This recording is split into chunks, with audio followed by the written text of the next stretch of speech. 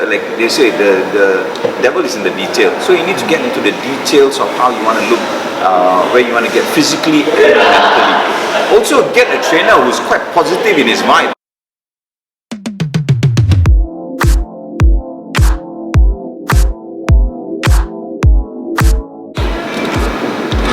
Hi everyone, we're here again at Anytime Fitness Telok Blangah with Coach Jay. So our next question really is, as a new client, how do you define your goals when the coach asks or your trainer asks you what are your goals? To say that you want to, I just want to look good is too general to do anything, right? It's like somebody bring you to the hawker center and ask you what you want, you to say anything. And I hate that answer.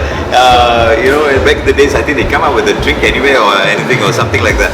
So, because you must understand, when you are getting a trainer or even joining the gym, all costs money, man. It's not free of charge, right? Yeah. So, if you're spending, put in some effort. First of all, okay, like I said earlier, we have our wants and then there's the needs. Be realistic on what you should or can achieve. Alright, be very realistic of how you look, what your situation in fitness or health is. You need to be quite grounded on that. You have two kind of people. You have the kind of person who say, anything lah, just get fit lah. You'll have that. And then you have the ones who say, I want to be specific. But through the years but ladies are pretty honest, always. Ladies are pretty straightforward. Once they know they can talk to you, right, they will say, okay lah, I got my flabby area, I need to look good in a dress, or I need to lose weight, the arms. They will actually be very honest with you, because they are more conscious of their body, where men usually not. All they, like mid-age lah, I want to look big and muscular. I just want, and some even say, I just want to work on my chest and my arm, that's it. It's very visual, men are very visual, so because we are hunters lah. So you need to find out, first of all, okay, why am I going to the gym? I need to get fit. Okay, is it because of a health issue? If it's a health issue, fine. The trainer usually often knows what to do, and you also on your own need to find out what things you need to eat. So diet is very important. So ask the trainer whether he can plan it for you. If you don't, you can get it online as well, from credible websites and all that. You can get nutrition advice. Follow that, and also set a target in your head. For the next 3 months, this is what I'm going to do. For the next 6 months, this is what I want to do. And also ease into it gradually. And with trainers also, I'm telling you, if you're working out a diet plan, don't give a diet plan that's meant for aliens. Habitually from young they've been eating certain things, so you can't change a diet. Let me give you an example.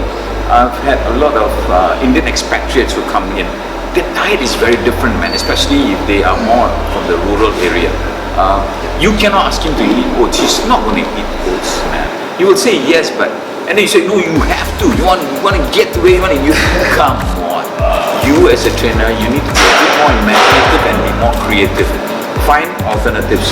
Also, gradually ease the person into it. It's like they're asking a person to stop smoking after 50, 60 years of smoking.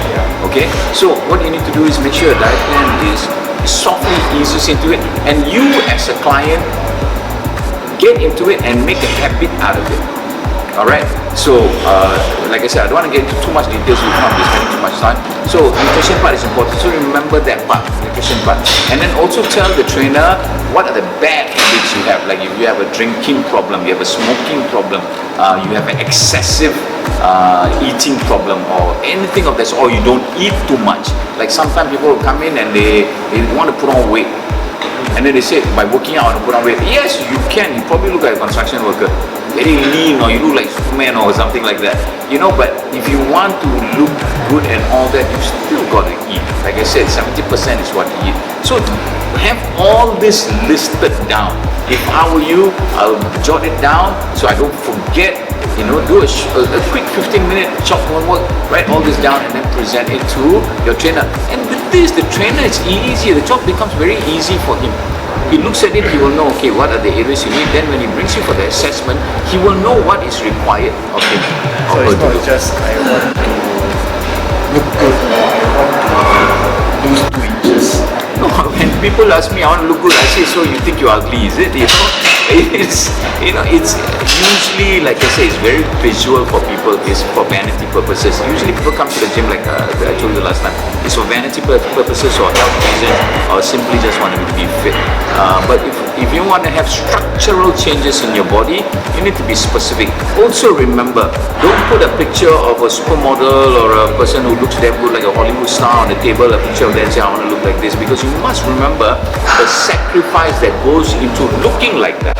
So, yes, they go, like probably before a picture is done, a Hollywood star goes for like a 1 year of nutritional diet and proper training and all that. If you look at all those Marvel comic hero shows, they go into strict diet. So if you want to look like that, you need to be able to do that. You cannot say, I want to have my biryani over the weekend or the 3 times a week or whatever. You need to put in the sacrifice. And also remember, a lot of them are on steroids or diuretics. Either way, let's be honest here.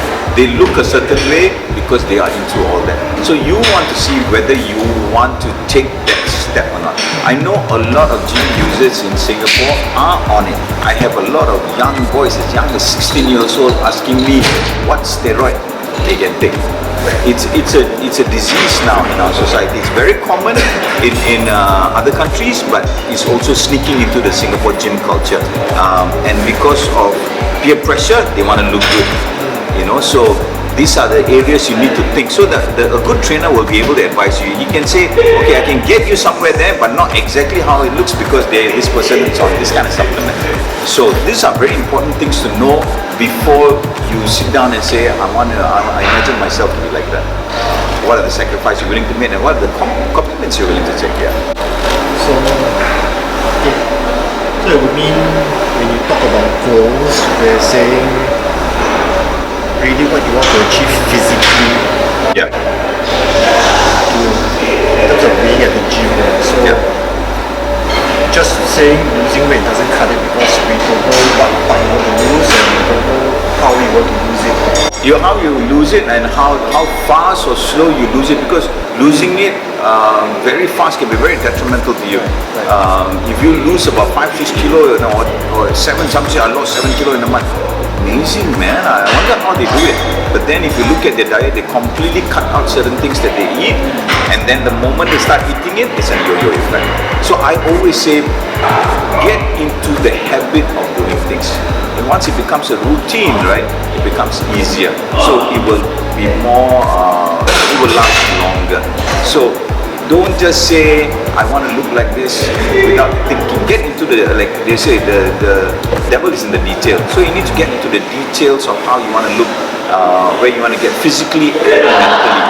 Also get a trainer who's quite positive in his vibe. I've seen trainers who you can have a client walking in like sunflowers and then be walking out like a withered jasmine, what I mean? So people don't talk about this.